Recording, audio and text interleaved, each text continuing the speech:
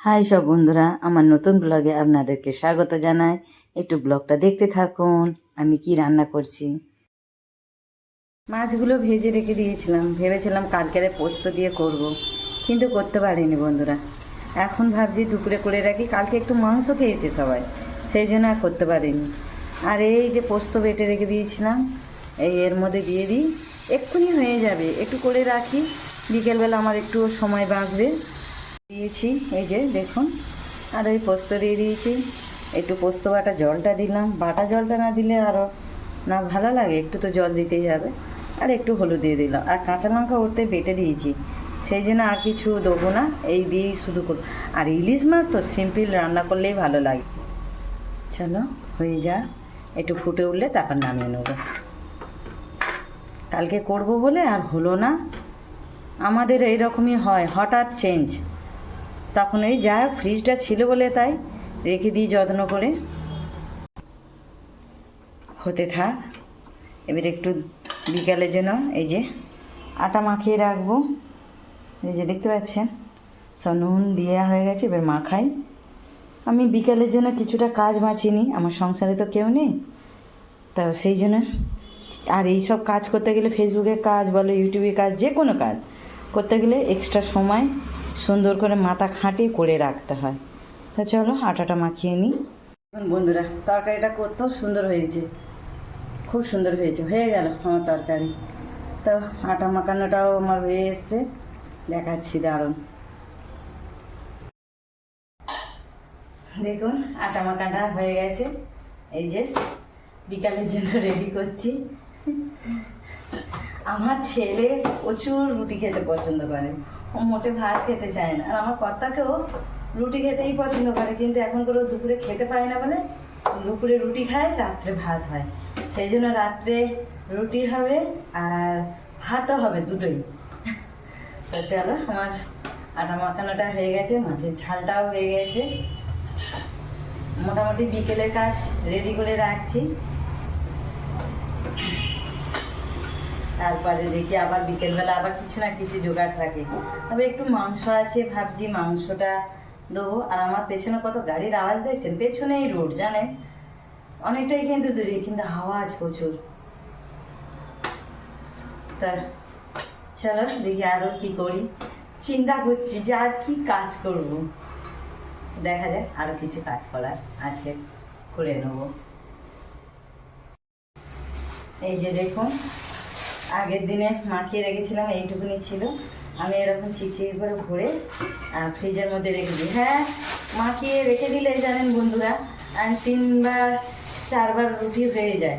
আর আমাদের রুটি সব 4টে 5টা করে খাই, ছোটো ছোটো করে হয়ে যায়। এটা মোটামুটি আমার যদি দুবেলা হয় তাহলে 2 দিন হবে, আর যদি একবেলা হয় তাহলে মোটামুটি 3 দিন হয়ে যাবে, 3বার করে।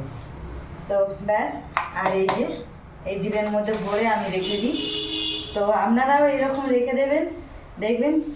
এটা ছোট পড়ছে, একটু বড় ডিবে নিতে হবে। দাঁড়ান, বড় ডিবেটা নিয়ে আসি।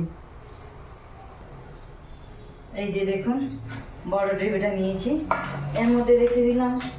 এখন আরামসে, এখন চিন্তা থাকে না, হওয়ার মানে রুটি।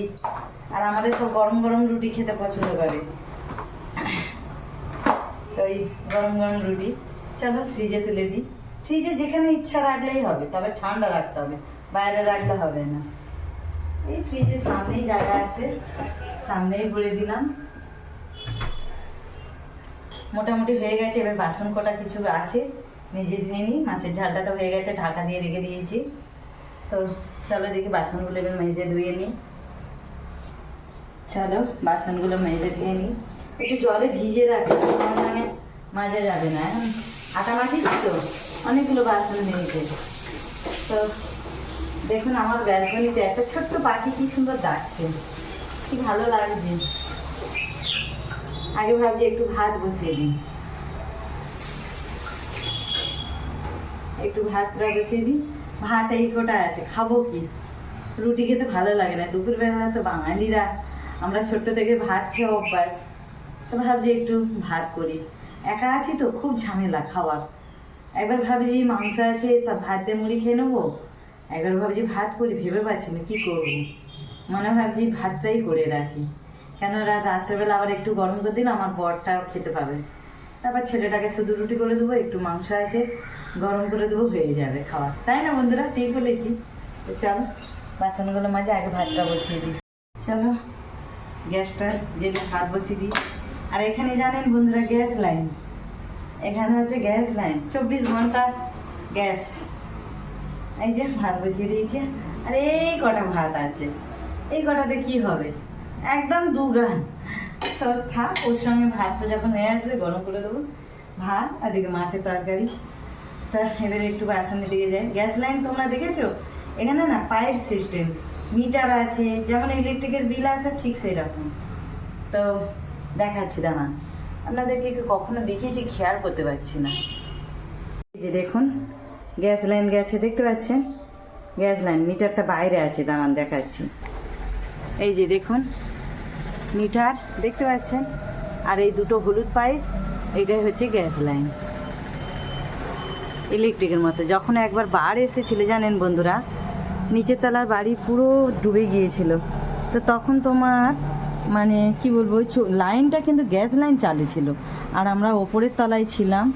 মানে কি বলবো, আমাদের কোনো অসুবিধা হয় না, কেননা আমাদের 4 দিন জল ছিল। সেই 4 দিন জল ছিল তো কী হয়েছে, আমাদের কপালটা ভালো ছিল।